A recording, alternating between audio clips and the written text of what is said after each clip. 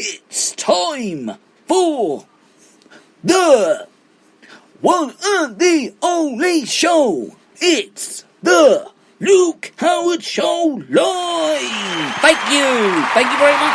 Oh wow, I love the applause. Thank you.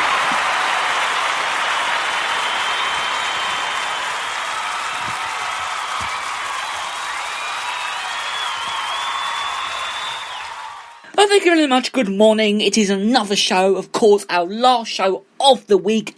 Of course, it is our Saturday show, which will be which is our usual Saturday show today. It's great to have your company on this for another glorious day. Nice and cool, nice and breezy today. It's lovely, lovely day. Beautiful once again. Hope everyone's well and are looking, of course, forward to the weekend. But it's not just any old weekend this weekend, it's a bank holiday weekend, so I hope you're looking forward to it, and I hope you're looking forward to it as much as I am, because it's going to be a very good one this weekend. It's going to be nice and breezy, cool and sunny, so great way to start the day, of course, with me, the one and the only Luke Howard, and of course, as I said, it's the last one of the week, and I'm off tomorrow, and then I'm back on Monday and all next week. Once again, another great week. We're going to have another great week coming up next week as well. All week. Today, off tomorrow, and then I'm here Monday, Saturday next week as well. Starting off, and of course kicking off with a bank holiday special. And I think it'll be around about, I believe 10ish, that sort of time-ish, if you know what I mean. So it'd be around about that time. Okay, that time-ish. Like it is every day. You know, we do it around that time. And, yeah. So I'm on next week as well. I'm here for weeks and weeks to come. I'll be here all summer. All summer I'll be here. I think up until September. Because I'm not quite sure how it's going to go next year yet. But I'll be here till September sort of time-ish. And then when I know that I'm going... Until I know what's going on and until I know if I'm going back or not... When I am going back to college next year. So I will let all my viewers know when it shall be going back to normal, because I think it's going to be around September the 7th-ish, around about then. And when it does go back to normal, the show will go back to normal as on a Saturday. But for now, we're on every day to brighten up your day and start it off and kick it off, of course, in a great way. And so sit back and, of course, relax, make yourselves a cuppa, and enjoy the one and the only Luke Howard. That's me, by the way, just to let you know, that is me. So, let's start off, as usual, by talking about news in the papers. And I've started with something very special today. I'm going to start with something special. And I like this story. And I was reading it yesterday, and it's a very good story. It's actually disaster as the annual continuing to the Queen's Swans falls prey to virus. So this year's swan upping and annual census on how the royal birds are facing has been cancelled because of coronavirus. Now, Royal Swan marker David Barber has branded like cancellation of the event and a disaster, and it revealed that we're all alarmed. Where are we? Are we alarmed? Apparently, is that true? I'm not quite sure if that's true or not.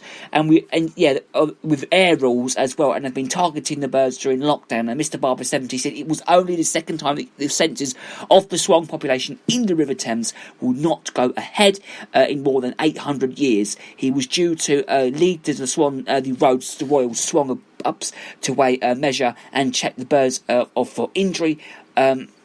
This was on traditional rowing and skiffs in July. Mr. Barber said that it's quite a disaster. Of course, we've got a lot of disappointment from school children who came along, and we all teach them about it. It was cancelled in 2012. That was through over-flooded waters on the River Thames.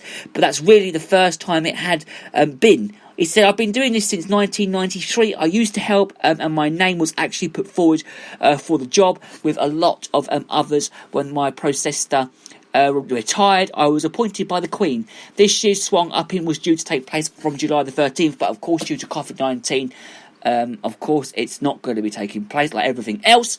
And it was between Sunbury-on-Thames, Surrey and Amblingdon, Oxon, and the annual event began as a series of swan word ownership. When the birds were an important source of food, but it is now focused on wildlife conservation.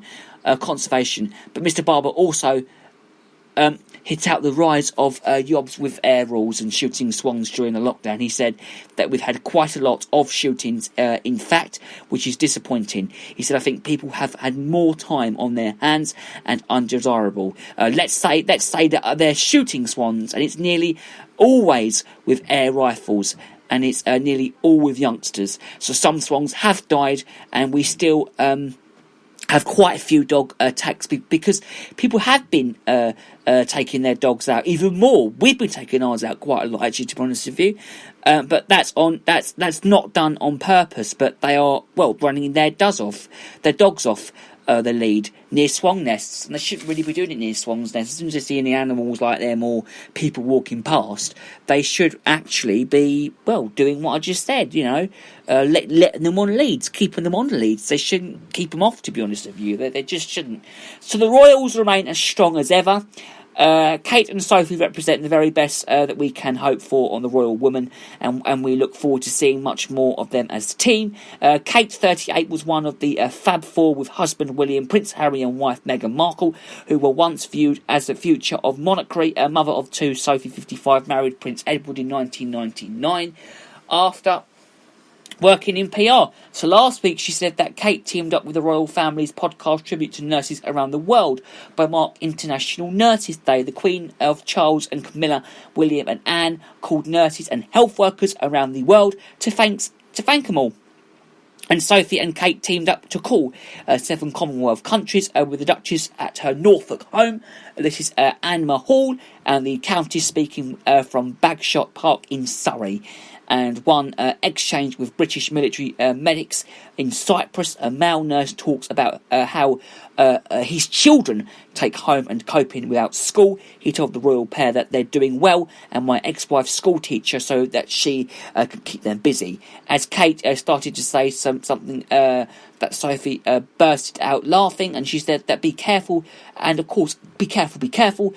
She's about to be recruited, and giggling, Kate admitted, I'd quit like her to some and help me, Sophie. And Kate demoted at the 5-minute broadcast, and where an instant hit with more than 500,000 social media fans. One said that I hope we see Kate and Sophie do more engagements together. They are lovely. Another added that love Kate and Sophie, and one critic said that everyone had high hopes for Meghan, but it wasn't to be. So Sophie, though, is a real treasure when she works alongside Kate. Nobody is worrying though that natural, because they look the natural, and because they are natural, and it is exactly what they are, and in real life. And it's not an act. Well, or for Margaret Holder, she believes that Edward can step up too.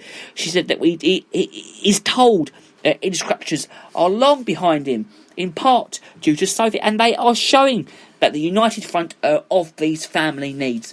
And that's what they're basically doing. And So another story that I want to talk about now is it's Andy Ginnerhold. Now, rats paintings have been sold for £20 a go. Lots of people have actually been painting rats and have been sending them on pictures, which is a very nice idea. I quite like this idea. So a rat with a passion for painting creates abstract masterpieces with his paws. So Pet Gus has won global column for the works, which have fetched more than £1,000. He first showed off his amazing skills when owner Jess Inslove let him loose with her arts and crafts and set with her arts and all of that. And Jess, 19, with Gus, placed him on some paper with paint on his paws and was amazed by the result. To nurture his talent, she brought non-toxic kids' paints, allowing him to work on mini canvases, and she was thrilled with the colourful creations. Jess posted Gus's artwork for sale at online masterpiece Etsy for £20 to pop, and he was imitated with orders from as far away as South Korea and Australia. Gus has made 1,200 and swimming instructor Jess will keep his weekly paintings sessions going as he enjoys experiencing himself. Jess of Droylsden, Grassy, Manchester said that I love his artwork. I was shocked to find that there was a market for the rat painting. Jess, who has 4 pets, pet rats, 4 pet rats, really? She's got a lot of pet rats. Oh God, ugh. She brought Gus from a breeder on Stockport in 2018. She added that they all love time out of their cage with me, and they're really intelligent. Jess, who lives with dad Nick, 53, and sister Olivia, 14, even makes outfits for the rodents. And she said that rats are misdirected, added that they each have their own little characters. Gus is the most heuristic. He's a star. Other animals, though, to show a talent for art includes a pig, dubbed Picasso. The sow below discovered a love of painting, though, when rescued from a slaughterhouse in South Africa in 2016. Labrador cross dogger was labelled Dog Vinci after his talent was discovered by the owner in New York, and the horse called Corolla had work shown in a gallery in Venice before he died in 2013. So, okay, I like this idea, okay? I love this idea that rats... I've never seen a rat actually do a painting, to be honest with you. I have looked it up, actually. I've done a little bit of research about this, and I couldn't believe it. I couldn't actually believe that rats can actually draw. And I'm surprised that this lady has even got a rat. I mean, come on, I've never seen it. It's amazing, really, to be honest with you. It is. It's very, very good. I love it. And I love the name Andy Ginanawal. How do you say it? Ginanawal, isn't it? Or something like that. But it sounds amazing. And I think, and I wish this lady the very, very best of luck. And I think she's going to do really well. I mean, she's already got up to £1,000. I mean, that's amazing. But she started off by selling them for 20 quid. Wow. I think I might go and buy one of them paintings myself as well. They're amazing, absolutely amazing, and the drawings are just incredible. And there's a picture of a rat wearing one of them painting gowns, with the paint thing. He looks like he's from France. This painter is 5 other rodent artists, which is Auguste Rodent, Nibola Picasso, Henry Ratzi, Georges Serot, and René Magritte. Absolutely incredible. Amazing. Incredible. So, let's move on now, because I want to talk about something else. Now, a thug who spat at an NHS worker, which is disgusting, especially to our wonderful NHS workers, trying to help him, has been jailed.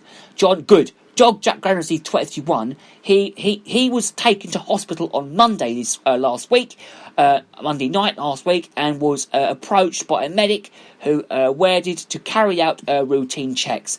After being asked to remove his coat, Depronsi sat up and spat on the woman's body. The incident was seen by a cop who arrested him at Tunbridge Wells Hospital on Wednesday, though, last week. Doncrit of Gravesend in Kent admitted that assaulting an emergency for 20 weeks for the Medway migrants. And Joanna Lay, she said that spitting at an NHS worker is, of course, unacceptable, and especially during a public health emergency. The victim and her colleagues are putting their lives at risk, and of course their health at risk as well. And there is absolutely no excuse. To be honest with you, I have not got a clue why this person just randomly just spitted on the nurse's face. It's disgusting. That person could have coronavirus. You never know. I think he did have coronavirus, didn't he? We're not quite sure if he did or not, but all we know is that he did it, and it was unacceptable, and he shouldn't do it again. He should never have done it in the first place anyway, to be honest with you. He shouldn't do it. He just shouldn't do it, to be honest with you. He shouldn't do it at all. So, an abusive woman who scoffed a loaf of bread a day has lost 18 stone. This is Helen Mary Sewer, 46. She paid £10,500 to have a gastric band fitted. She went private after describing not to wait 3 years on the NHS frontline. After the 2017 operation, she slumped down from the 28-foot to 10 BS to 10 ST and 10 LBS. And the mother of 2 from emigration in Lincolnshire, she's the everyday I'd eat an entire loaf of bread, and I feel like I've been born again. And I love my body. I wanted to be a fun grandma, not a fat grandma. Well, good luck to you. If you want to eat a load of bread, and lose that, That sounds amazing. Absolutely incredible. So well done to you. There's also another story about cocaine chickens. Should I talk about this as well? So